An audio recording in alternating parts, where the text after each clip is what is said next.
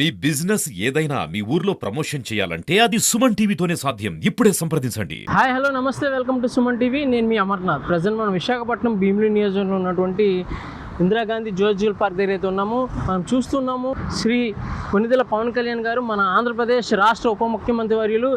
ఈ యొక్క పవన్ కళ్యాణ్ గారు అయితే కనుక మన ఇందిరాగాంధీ జువల్ పార్క్ని అయితే కనుక సందర్శించున్నారు. ఎకో టూరిజం పెంపొందించే విధంగా ఈ యొక్క అధికారులతో సమీక్షించున్నారు.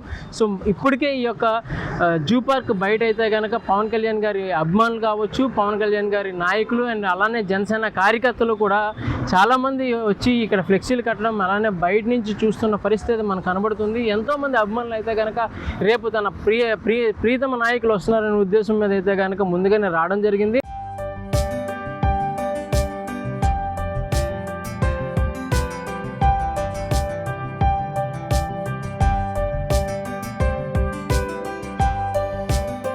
ఈ యొక్క మన ఆంధ్రప్రదేశ్ ఉప ముఖ్యమంత్రి వర్యులు శ్రీ పవన్ కళ్యాణ్ గారు రేపు ఇచ్చేయనున్నారు. ఈ యొక్క జూని అండ్ అలానే ఇది కూడా సందర్శించనున్నారు.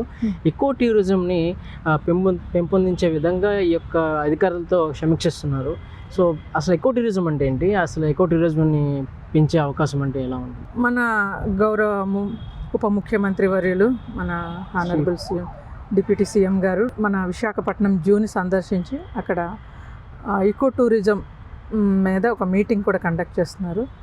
ఈకో టూరిజం మీద ఉన్న ఇంపార్టెన్స్ అందరికీ తెలియజేయాలి. దీని మీద కాన్సన్ట్రేషన్ మంత్రివర్యులు గారు పెడుతున్నారు కాబట్టి దీని గురించి ప్రజలందరికీ తెలియాలి. టూరిజం అంతటా ఉంది. టూరిజం అన్నది ఒక డిపార్ట్మెంట్ ఎప్పటి నుంచో ప్రమోట్ చేస్తుంది. కానీ ఏంటి ఈకో టూరిజం అంటే? ఈకో టూరిజం అంటే మనకి ఫర్ ఎగ్జాంపుల్ ఇప్పుడు వైజాగ్లో తీసుకుంటే కంబాలకొండ అనేది ఒక లంగ్ స్పేస్ లాంటిది. వైజాగ్ సిటీకే ఒక ప్రాణవాయునిచ్చే మనకి మంచి ప్లేస్. ఇంత మంచి ఫారెస్ట్ వైజాగ్ సిటీ నడిబొడ్డున ఉన్నదంటే అది మన వైజాగ్ వాస్తవ్యులు అందరూ కూడా సంతోషించాల్సిన విషయం.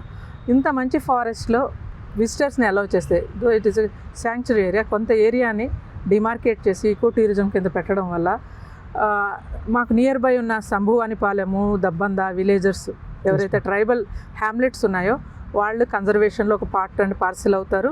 అట్ ద సేమ్ టైము వాళ్ళు చాలా స్పీసీస్ని ప్రొటెక్ట్ చేసిన వాళ్ళు అవుతారు. వాళ్ళ సేవల్ని మేము కమ్యూనిటీని ఇన్వాల్వ్ చేసినట్టు ఉంటుంది.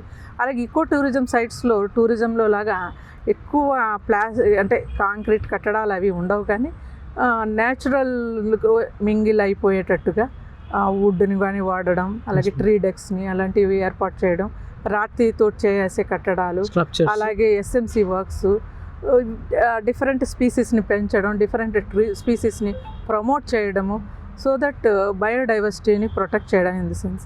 అలాగే జనరల్లో సెన్సిటైజేషన్. యాక్చువల్గా ఫారెస్ట్ డిపార్ట్మెంట్ ఎంతో ముఖ్య సేవలను చేస్తుంది, కానీ దాన్ని ఎప్పుడు కూడా మా డిపార్ట్మెంట్ షోకేసింగ్ చేయదు. మేమంత ఫ్రంట్ లైన్లో ఉండే ఇది కాదు. మేము బ్యాక్గ్రౌండ్లో మా వర్క్ ఎప్పుడు షోకేసింగ్ చేసుకోలేదు.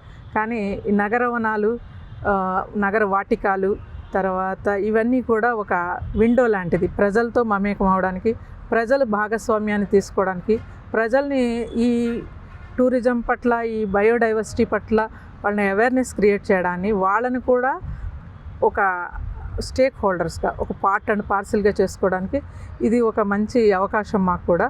సో దట్ ప్రజలు కూడా ఇందులో ఇన్వాల్వ్ అవుతారు, తెలుసుకుంటారు, వాళ్ళకి అవగాహన కలుగుతుంది. ఫ్యూచర్ జనరేషన్ వాళ్ళు వీటిని ప్రొటెక్ట్ చేయడానికి బాగుంటుంది. Thank you so much ma'am. చూసారు కదా, శివాని మ్యామ్కి నిజంగా థ్యాంక్స్ చెప్పాలి. చాలా చక్కటి అండ్ విలువైన సమాచారాన్ని అయితే మనకు అందించారు. Thank you ma'am. Thank you so much.